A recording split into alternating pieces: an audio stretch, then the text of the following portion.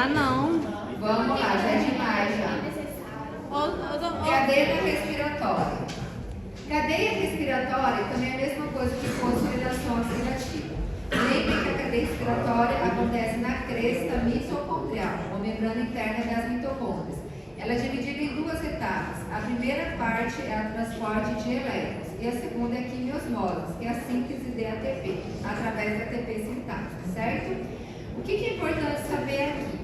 Aqui é importante saber que nós vamos utilizar as coenzimas NADH e FADH2 que vêm das outras vias para formar ATP, lá no finalzinho. Lembrar que o NADH, que vem da glicólise, vem da oxidação do piruvato, vem do ciclo de Krebs, vai chegar lá e vai entregar os seus elétrons para qual proteína de membrana? Complexo 1. O FADH2, que é produzido somente lá no ciclo de Krebs, vai entregar seus elétrons somente para o complexo 2. E lembrem que o FADH2 não tem tanta energia assim. Por isso não tem bombeio de prótons, tá? De prótons. Por que acontece o bombeamento de prótons? Para poder essas moléculas energéticas ficarem acumuladas no espaço intramembranoso, porque aí ele vai criar um gradiente de concentração eletroquímica. É importante esse bombeio de prótons. O único complexo, a única proteína de membrana que não faz esse bombeio de prótons vai ser o complexo 2. O que é importante saber também? Que quando essas moléculas de NADH e FADH2 chegam e entregam seus elétrons, elas são oxidadas e elas voltam às etapas anteriores, sim?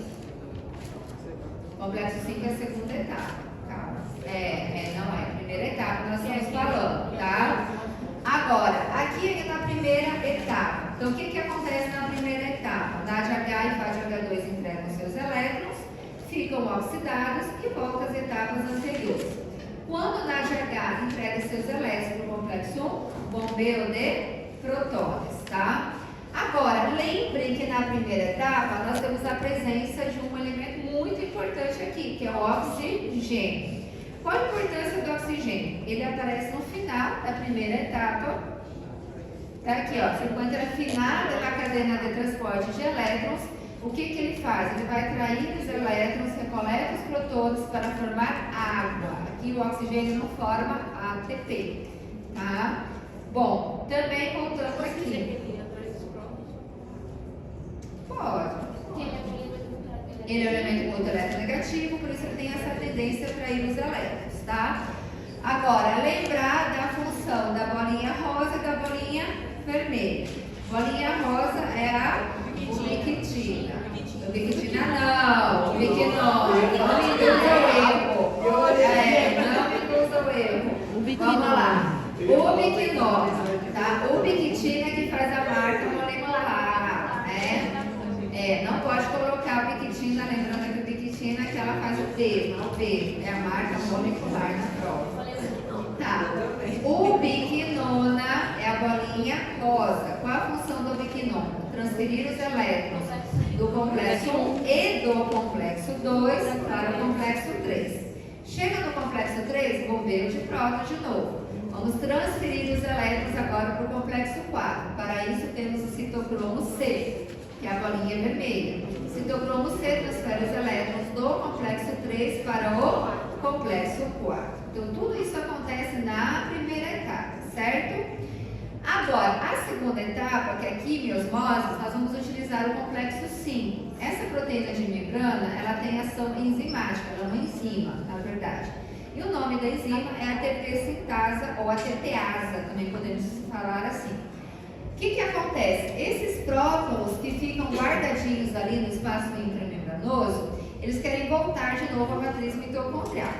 Para isso, eles utilizam a ATP sintase, tá? Então, na verdade, eles vão ativar essa enzima, vão ativar a ATP sintase.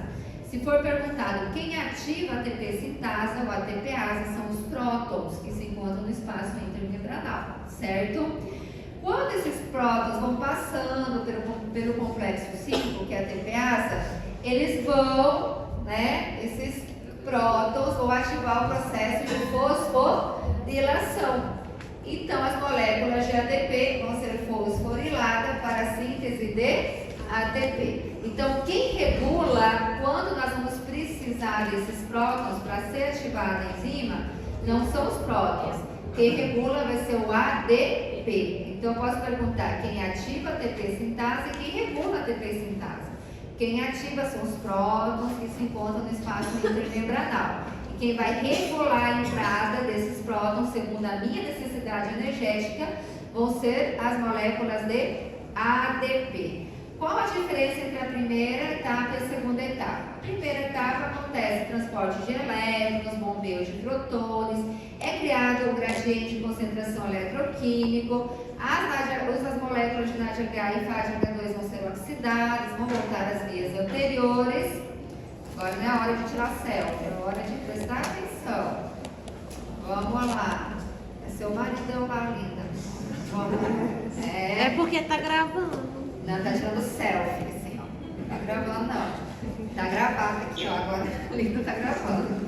Vamos ver. E a segunda etapa é importante aqui em osmose, por quê? Porque acontece a síntese de ATP. Vocês podem falar que acontece a fosforilação de ATP também, tá? Deixa eu ver aqui mais, acho que é isso. E lá no finalzinho... Eu acho que é do final.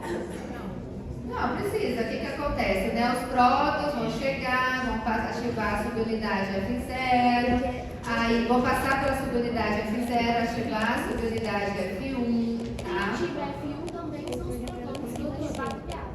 Que? Quem vai ativar F1? São os prótons. Isso. Eu preciso saber o conceito de quimiosmose e exosmosis. Sim, sim. A quimiosmose o que é? A síntese de ATP através da ATPase. Fala, Rayane. ADP. Em ATP. De conceito. E aqui, por último, lembrar, tá? Se for perguntado, quantas moléculas de ATP obtemos por cada glicose na respiração celular? Lembre que a respiração celular é glicólise, que é a oxidação do piruvato, que é o passo prévio, né? Para entrar no ciclo de Krebs, até chegar na cadeia respiratória. Então, lembre essas moléculas de energia. Na glicólise, nós temos formatos de energia, 2 ATPs e 2 NADHs. Piruvato vai ser transformado, tá? Então, só energia. Na oxidação do piruvato, nós vamos ter 2 moléculas de NADH. E no ciclo de Krebs por glicose, lembre de novo, são 6 NADHs, 2 ATPs e 2 FADH2. Como nós vimos já lá na oxidação, na beta-oxidação. Cada molécula de NADH equivale a 2,5 e cada molécula de FADH2 equivale a 1,5 ATP. Só que nessa contagem final tem uma dúvida, tá? A dúvida é em relação à quantidade de ATP por molécula de NADH na glicose, porque a glicose acontece no citosol. E alguns falam que se perde esse poder energético. Então, alguns consideram que por cada molécula de NADH na glicólise equivale a 1,5 ATP. E outros dizem que não tem nada a ver, que vai ser o mesmo valor, que vai ser 2,5.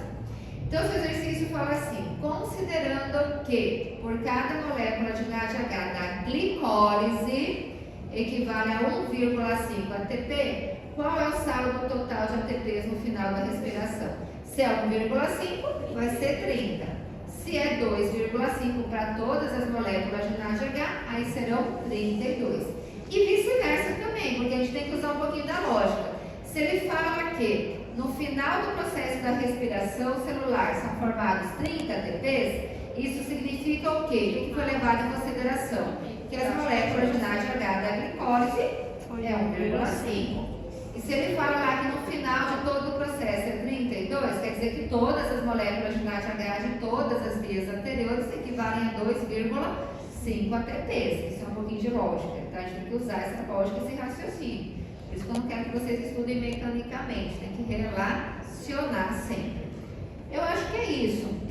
Tá, tem os inibidores da cadeia, né?